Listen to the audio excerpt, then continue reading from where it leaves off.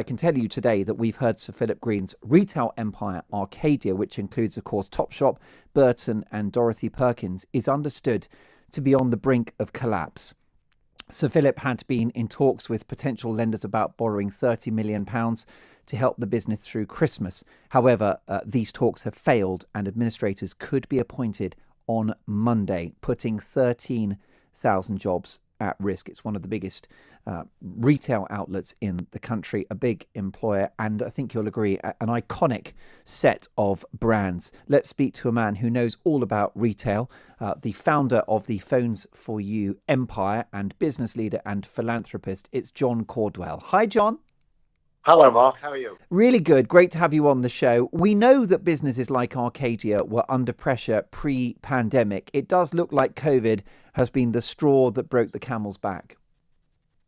Yes, absolutely. And of course, that will be the case in many, many retail businesses where they were struggling anyway, because as the gradual migration from high street to online took place, that gradual migration was already damaging retail, and anybody that didn't run the business in a really, really profitable and innovative way was already beginning to get under pressure. Of course, what this pandemic's caused is an absolute revolution of movement of sales from the high street into the likes of Amazon and other online businesses. So an absolute gold mine for the online people, and devastate the high street retail. Can the high street bounce back, do you think, in the long term, John? Well, I think the answer is yes, it will, but never to the point that it was before. Those days are gone. And what we're going to see increasingly is empty units in shopping malls and high streets. And what I advocate for that is that the government put an emergency plan in to give grants to developers to turn very expensive retail housing that will never get used again into living accommodation for people who would like to live in towns and high streets, and try and bring some heart and soul back into our shopping areas in the same way that many French towns do, where they manage to combine living with retail. And in fact, as does Mayfair. You know, London is very much like that, where you've got huge amounts of retail stores and a lot of residents living in those adjoining properties as well. But of course, if a whole high street is lost to housing, then that's a ghost town, isn't it, in all but name?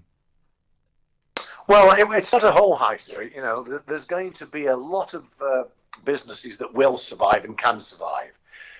So I'm not talking about it being a complete ghost town of retail. That's not going to happen.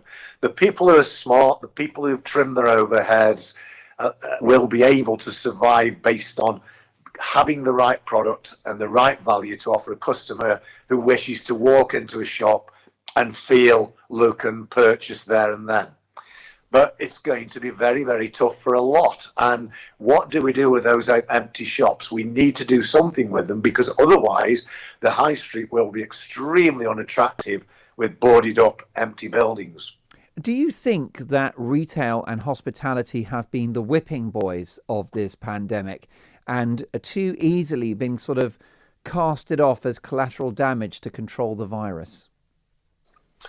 Well, yes, I mean that's the reality, but I don't think I'd use the word whipping boys, because nobody's done this deliberately. The government have done what they needed to do, in their opinion, to try and control this virus and to minimise lives, minimise deaths.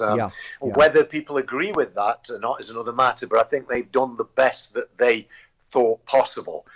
So no, they're not the whipping boys, but without doubt, they've been decimated by this. The whole tourism and leisure industry has suffered enormous stresses and pressures as a result of this. And, you know, I can only feel extremely saddened for these people, especially the smaller businesses that put the life into building something that's probably very successful, or was very successful, only to see it ripped apart by this pandemic. Indeed. Now, the Chancellor on Wednesday, of course, told the Commons that our borrowing for this pandemic, well, the running total at the moment, the bill for the COVID-19 pandemic is somewhere in the region of £400 billion. Eye-watering numbers, John. Does this level of borrowing bother you as a man with an eye for the bottom line? No, it doesn't, because first and foremost, what the government had to do was protect people's lives, people's livelihoods, businesses, small businesses, large businesses. They had to do what they had to do, and there was no option. If they'd not done that, this country would be completely decimated. It's bad enough at the moment, but it would have been completely decimated. And as you know, Mark, I'm also an advocate that the government borrow a huge amount more, another 500 billion upwards, to invest in my 4-point Caudwell Pandemic Recovery Plan, which I call CPR, and is there to create apprenticeships, world-class apprenticeships throughout all business sectors, set up a renewable energy city where we have brains from all over the world and businesses from all over the world setting up in this area to produce renewable energy and green, anything with a green tinge to it for the future, to become experts in this for the future.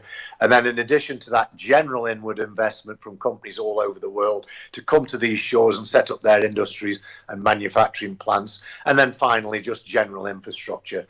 Now, the reason the government can do this is really very, very clear, because there are zero interest rates, or actually negative in some parts of the world.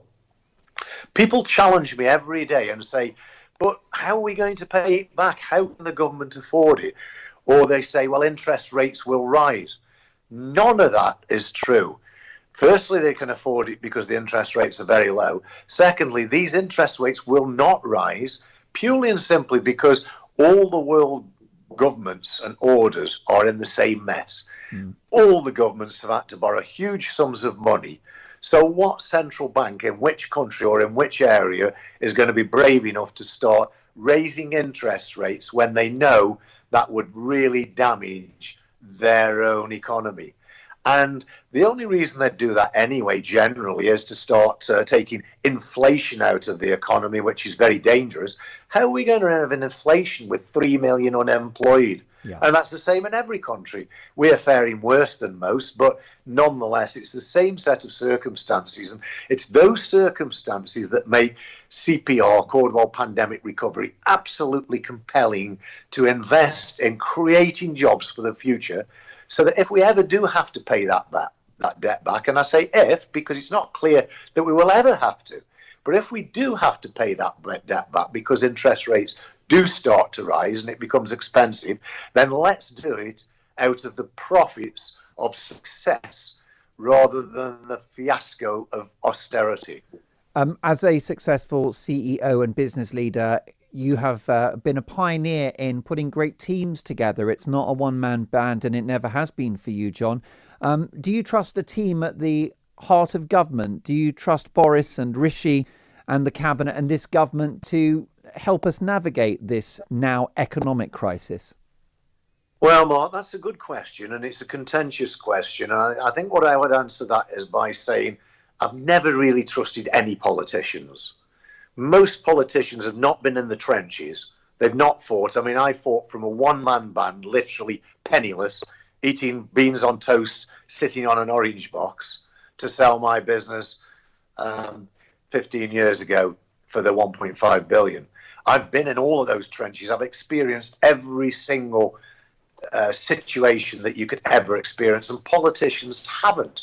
They're bright people, they're highly intelligent, highly capable, but there's a bit missing, and that's commercial intellect and ability to implement. So do I trust? No, I'm afraid I don't. But what the current politicians can do is bring businessmen in to run various sectors alongside their own ministers and civil service to drive these areas forward, to create jobs, create wealth, create a great in Great Britain, and be able to pay this debt back if interest rates ever start to rise, and pay it back out of profitability increased by success, rather than this horrible thought of austerity, which would be devastating for Britain at this time. The Caudwell Pandemic Recovery Plan sounds like a good one to me. John Caudwell there, one of the biggest names in business. The philanthropist, of course, founder of Phones for You, who suggests Britain needs more investment, put some money into green energy and get Britain moving again.